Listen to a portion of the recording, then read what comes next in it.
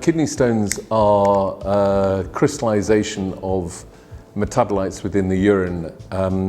They look like small pieces of gravel, and they come in a number of different colors. They can be black or brown or indeed yellow, and they vary in consistency from soft stones that could almost crumble in your fingers to very hard stones, perhaps almost as hard as diamonds. They cause a variety of different clinical conditions.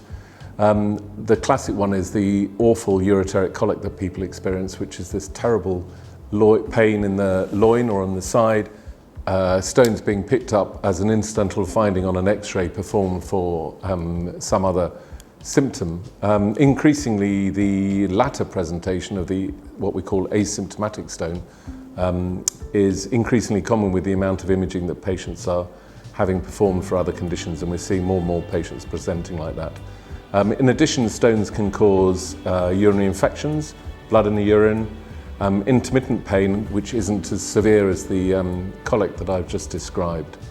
What are stones made of? Well, the commonest type of stone is a calcium-based stone, and the typical and the most commonest in the UK is a calcium oxalate stone.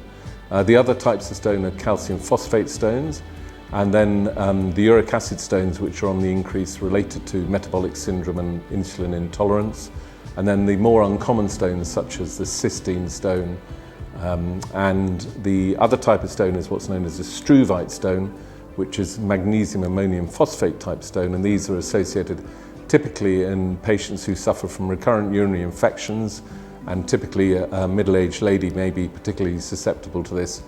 And these predispose to formation in the type of staghorn configuration where the stones can occupy the whole of the collecting system of the kidney.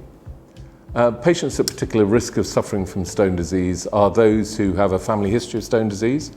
There are some very rare conditions such as cystinuria, which is a condition where patients are predisposed to stones because they have what's known as an inborn error of metabolism. But that's a very rare condition. Interestingly, the vast majority of patients have no obvious cause for their stones, the so-called idiopathic stone former.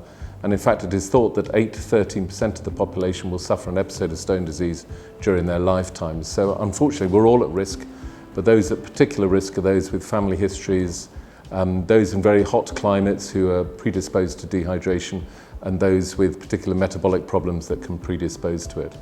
The interesting thing in certainly the Western world and in the UK is the increase in obesity is really leading to a stone epidemic at the moment, and that is thought to be due to a condition called insulin intolerance, and this leads to a change in the acidification of the urine, which predisposes patients to a particular type of stone known as uric acid stones, and these are really on the increase at the moment.